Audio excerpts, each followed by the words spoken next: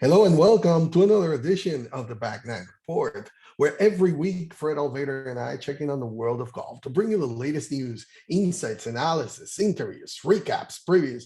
Hey, we cover anything and everything golf. In other words, if it happened in golf, we have it for you. Fred, hi, how are you this week? Hey, Carlos, I'm feeling a lot better than you are. I know you've been a little bit under the weather the last week here, so I hope you get to feeling better. And we're going to struggle through here tonight. Hey, Ryder Cup. So we haven't really talked since the Ryder Cup, but has a new day dawned? I mean, that was a convincing 19-9 shellacking at Whistling Straits last week. Everyone saw the beatdown. They were amazed at the tenacity and the camaraderie of the American team. Was unlike anything we've really seen before. They actually kind of got along and liked each other, it seemed like. So Captain Steve Stricker picked young, aggressive players. His strategy worked to perfection, Carlos. This was the first one for a long time without guys named Phil or Tiger. And so, I heard someone make a possible suggestion that maybe without Phil or Tiger on the team, the lesser players were not intimidated by them. They weren't trying as hard maybe to impress Tiger and Phil or keep up with them or not disappoint them. And so these other younger guys have played together. They grew up together. They know each other well. They know each other's games. They actually kind of like each other. Maybe this works out a lot better even without those marquee names there. So I was impressed. I know you were too, Carlos. And Morikawa, Xander Schauffele, Patrick Campbell, we've been talking about them for a few years. Those guys look to be around for a long time. They looked really, really good. Well, the question that I got asked is, so what you think about it? Because of course, everybody saw me picking the European to win. So who picked the Americans to win? I forget. You were the only one. I was. That's right. Oh, okay. I mean, that's why it was so surprising, they won. But anyway, now the reality is, I was telling them, look, the issue is the U.S. team has always been loaded with talent, top to bottom. Okay, always, every time, they always have the best team, talented and broadly speaking on form this time as well. But they finally play like it. They finally play like a team. Even Paul Asinger had been saying ever since that great victory that they had when he was captain, he was saying, this thing about the Ryder Cup, it means so much more to the Europeans than it means to us, that he wishes it would have been that way for them, that they want to win for that. Since 1979, when the points total was reduced to 28, and then the long-standing Great Britain and Ireland team was expanded to include Europe, no team has scored more points. So this is a historic win. They had it all going for them. I mean, the golf course was set up for them. The crowd was all pro-US because of the traveling restrictions. Of course, the European were not there, but we can't take it away from it. This has to be definitely a detour from the old guard sidebar stuff. The fact is, the game is changing, its culture is changing, its stars are changing, and the US is doing that. It is entirely possible, and we cannot just say by one win this is going to be the norm going out, because we got to remember the Europeans are going to have that chip on their shoulders that they got that beat down at Whistling Straits. We have to call it now the whipping at Whistling Straits. And they're going to have that for the next 2 years. But we know that they're going to set up in Rome that course to their liking and to their strengths. Now we'll be able to see this team, like you were mentioning, the old guard of Tiger Woods, Phil Mickelson, and Furyk are gone. And maybe with that, if they're not back, that malaise that came to define their era.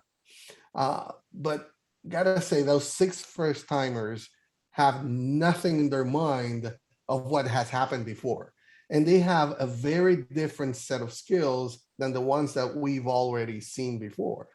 Like Sanders, Scotty Scheffler, Patrick Cantley, Harris English, Colin Morikawa, and Daniel Berger. We're not talking about your typical bombers that you're going to be able to shorten your field and your course, and you're going to be running away with it. Like you mentioned, they all grew up together. They are used to being friends and share, which is the difference that the Europeans have always have as an advantage over the US. That doesn't bode well for them. I want to see what's going to happen the next 2 years. It is the player's commitment to competing for a team, country, and captain that has too often been called into question during that alarming run of form that included defeats in 7 of the previous 9 competitions in 12 of 17 going back to 1985. So one win is great. I don't know if it's going to be a defining thing that's going to happen going forward, but for now, I think they can actually definitely enjoy it. Well, I was able to watch a lot of it, and I was really impressed. And I want one more point before we leave and go on something else. You didn't see the American players giving up a hole, or when they hit a bad shot, hanging their head. They were working how to make something out of that next shot. And I'll just give you one example. Justin Thomas hit it on the side of the hill on the par 3, completely straight up and down over there, okay? And Jordan Spieth went over there when they were playing foursomes and got that thing up in the air, got it close to the hole, almost fell in the lake. It was so steep. He was lucky to stop before he got to the water and the rocks. But he figured out a way to make a shot. These guys are that good. In the past, they might have said, oh, that's just conceded, let's move on. But no, they made something out of it. I think that alone said a lot about the whole American team right there.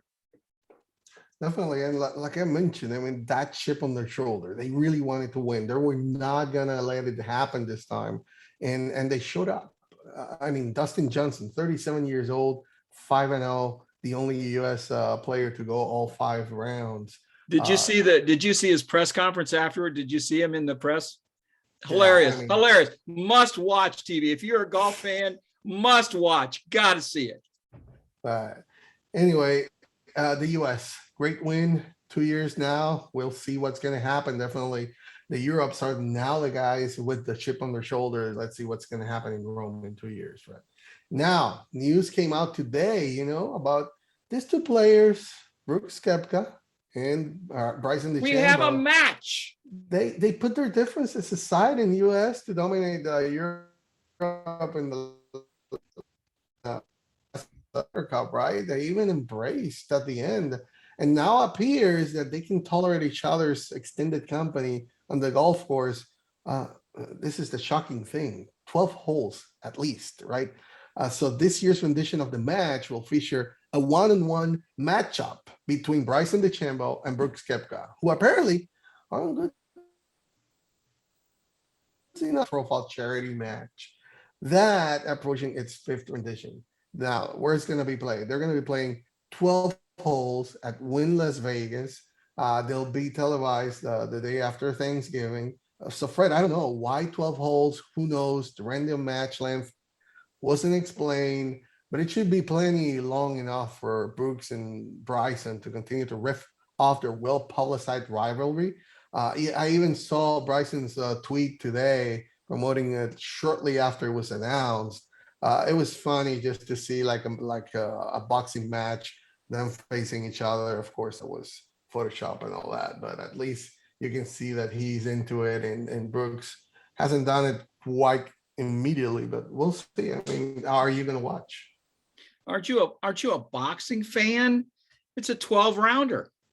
That's where they got the 12 holes. It's a 12-round match. So they're going to come out with the gloves on and they're going to go after it. That's what this is all about. It's all, all the hype, all for media. We've seen this all summer long, starting with the PGA back in May when this thing all started, and then the rolling of the eyes and all this stuff. So the match series is moving away from the celebrities and the former athletes, and they're going to feature PGA Tour's odd couple, Brooks Koepka and Bryson DeChambeau. That ought to be good for a laugh in itself. I don't know, Carlos. The media has been fawning over this suspected rift between these two players and the feud, if you can call it that. It has provided some intriguing moments this year. They did hug it out at the Ryder Cup after the U.S. win, but everybody's feeling good after a 19-9 win, right? So these two are, I guess, they're best buds now. They're BFFs forever. Can't you just see them texting back and forth and, hey, what you doing today? You want to go out and get a milkshake or something? Or, maybe get an energy drink and, maybe work out together. I could see all that. Yeah. I don't know. It's another one of these match deals, Carlos. We haven't been too high on these babies before. I might watch a little bit of it. It depends on it. Maybe it might be during my nap time. I might have to miss it. I don't know. I'm not moved to watch it yet. I still think this is part of this pop, right? The players incentive. I don't even remember the name, but the social media engagement that they have gotten from this definitely has put them at the top of that bonus, right? Do they have to split it? Then they have to split the 4 million. Maybe they talked it over.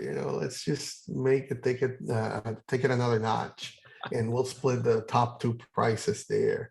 I don't know. I just don't see it. Good for them if they can get the audience enough for it. But hey, that's what right now everybody's watching. And what are they going to do to make it really interesting? I mean, their games enough should be more than plenty enough to watch it. But I don't know, just for maybe Bryson can outdrive Books by 50 yards or something. That'll get their attention. Maybe. I don't think 50, but he'll definitely be out driving him all the time. But anyway, Fred, let's move on now to, we're getting now to the nitty gritty at the end of the seasons for the LPGA, the Champions Tour, and the European Tour. So what do you have on that? Hey, just real quick, we haven't been talking about those tours much because of the Ryder Cup and the majors and the FedEx Cup and all that stuff going on. We've kind of neglected talking about some of these other tours. So I just wanted to get a quick word in that on the LPGA Tour, they just had to cancel an event. They canceled the Toto, which was going to be held in Asia. They canceled that because of COVID. They do have 3 events remaining. The Founders Cup, which is going to be in New Jersey. That's this week. The BMW is going to be in Korea. Those are both this month. And then the Pelican Women's Championship and the CME is going to be in November. So that's going to be the end of the season. Right now, you've got Nelly Korda. She just took 3 weeks off. She's at the top of the list, top of the CME race, the CME Globe. Then you've got Jing Young Ko, Lydia Ko, Patty Tavatanakit, and Envy Park all have a shot at catching her for that CME Globe title. So still some races to be decided in the next 3 events before they get to the final event. On the European Tour, they've got 5 events remaining. Now is kind of the meat of the schedule for the European Tour before the DP World Championship. Morikawa, Billy Horschel, and John Rahm lead their race to Dubai. So you'll probably see Horschel playing over there a little bit more. I don't know if Morikawa will go over for the DP World Championship, probably try to pick up that, what is it, 5 million or something they paid bonus to win that thing. It's not $5 million, it's a lot to you and me, Carlos, but to these guys, it's not a big deal. They can make that much money just falling out of bed. So, and then on the Champions Tour, Carlos, you got this week, you got Furyk and Friends, who's playing. He's a player and a host this week for the consolation. You got a loaded field. You got Phil, you got Stricker, you got Langer, you got Els, you got Potty Harrington, Darren Clark, and of course Furyk in the field. Langer leads the Charles Schwab Cup. Oh, there's breaking news. Langer leads the Charles Schwab Cup again. You got Furyk, Els, Kelly. He's still playing, man. Still making the bucks. He is unbelievable. And you got Furyk, Els, Kelly close behind. 4 events remain before the Charles Schwab Cup Championship. So they're rolling, they're winding their season down as well. So you got the LPGA, the European Tour, and the Champions Tour all winding down. Just a little over a month, about 6 weeks to go to finish them up. Yeah, Bernhard said, you guys go ahead, you little boys. I'll take you at the end. And that's what he's done. I mean, he just went from third to first place last week. And right now he's leading by 200,000. How old is he? It Like could never happen. 65 or something, isn't he? What is with this guy? What is he using? I'm gonna talk to him. I need it right now. Whatever he is using, I want some because I can't figure it out. How he keeps beating these guys so much younger than him. I don't know. Bernard, we gotta talk.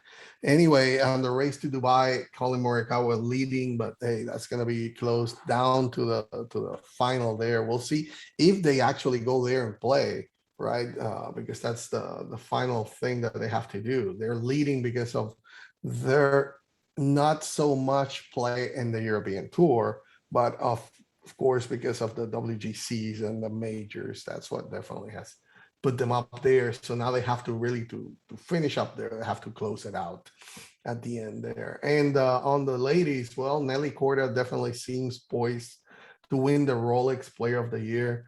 She's the favorite to win the CME Globe. And of course, one more year, me winning the Rookie of the Year. I'm sorry, Leona. I know last year, What else is new? I know I said that you wouldn't win, but at least you finished second. So that's a good thing. But I had to pick the winner again. But anyway, I have to bow to the master. There you go another again. year I should on never the doubt you. LPGA. That's just how it happens. I'll start thinking right now about who's going to be next year. That's how solid this is. But anyway, now let's close this because there was history this past weekend, Fred, and the Shoprite on the LPGA, the first all-women broadcast, and it was an all-star cast. Yeah, I don't know if this was a gimmick or whatever, but I see it as a good thing. I want to believe that this was a good thing. Golf Channel's Kara Banks covered the play-by-play duties with Judy Rankin and Paige McKenzie in the booth as analysts. You had Karen Stupples and Kay Cockrell out on the course, and then you had the executive producer Beth Hutter back in the trailer calling all the shots and directing the cameras. So it was truly an all-women's team. I don't know about the camera person. I'm sure there were some men on the cameras, but this was really a good thing. So Kara Banks, we usually see her in studio in the Golf Channel studio behind the desk, but she felt that it was a little stretch for her because she had never done that before. So she was a little nervous going in, but she liked to think that with everybody there, it worked out pretty good, which it did. Molly Solomon, the executive producer for NBC Olympics and the Golf Channel, said she was thrilled to assemble this incredibly accomplished group of women for the broadcast. NBC Sports features talented women at all levels, both on camera and behind the scenes. So it's nothing new. It was a little bit different. But my question, Carlos, was this really a historic event? Or was this really just a gigantic PR ploy to downplay the Lisa Cornwell lawsuit against Golf Channel? No, this wasn't something that was thought out all of a sudden. This has been on the plans for over a year now. So it finally came to fruition. I think they did a great job, and it's something that we should be seeing more of. This women know the LPGA better than anybody else. I mean, Judy Rankin, Paige McKenzie, of course, Karen Stoppel and Kate Cockrell did a great job on the course. I think we should see more. I don't see it as a PR. You don't think Terry Gannon and Jerry Foltz know the LPGA women? They're not there as, let's say this. I mean, you might know it from the outside, but not as they do from the inside like they do. I mean, it's just a different thing. Former players being inside the LPGA. I think they're going to do a great job if just give them the shot at it. I don't think it's totally a PR thing. I think this might be something that will be changing over the future. And it's a good thing for the LPGA. I mean, the women do a great job. There's a great product on the LPGA that we have always talked about, and hopefully we can see some of it. I mean, I don't mind it if it keeps going that way. Maybe it'll be just from time to time. I don't know, but if it's the way that it's going to be, hey, we should be proud that the women are actually getting that equal opportunity there. Well, I've always been a Judy Rankin fan. She does a fantastic job. I really like her. I think she's been slipping a little bit this year. I think she misses some stuff and is too good to the ladies on tour. But Karen Stupples, I've interviewed her and talked to her a little bit. I think she does a really good job. I like Karen.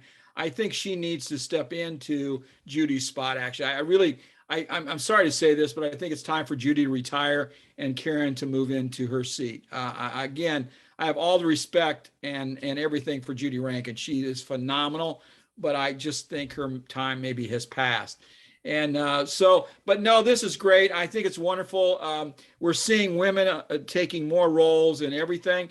And I just heard an amazing statistic today, actually, of kids entering college now. 60% are women, only 40% are men. So 10, 15, 20 years from now, the CEOs in the boardrooms, you're going to see six women to 4 men possibly around the table. You're going to see more women running corporations because they're the ones that are getting the degrees and going to move up through the company. So things are changing, Carlos. Hey, we talked about it at the top of the show. You know, the culture is changing, the stars are changing, the game is changing, everything is changing. So we just have to stop being the old guard and let it happen, right? So anyway, no, I agree with you also on the comment that you made about Judy. Okay, but again, what are you going to do right now? You have to go with the people that you have. Maybe it's a transition phase, but we'll know more about this. I'm sure this is not the last time we'll see this happening, and it's not going to happen just overnight. This is something that you have to transition into it, even if that's the way that you're going to do it. But anyway, Fred, any final words before we close the show? No, Carlos, just want to say a big thank you to the Mystical Resort down at Myrtle Beach. I spent a wonderful 3 days down there playing their golf courses. Had a wonderful time. Was up in the UP of Michigan a couple weeks ago. Had a great time up there. Got to play some wonderful golf over the last couple weeks, and it's just been a great time, and we've had a lot of fun. All right. Well, thank you for joining us. It's always our pleasure to bring you the latest in golf news and information. Always remember, if you want to stay on the go, updated all the time, just subscribe to our channel. That's how you're going to do it. Anyway, thank you for joining us.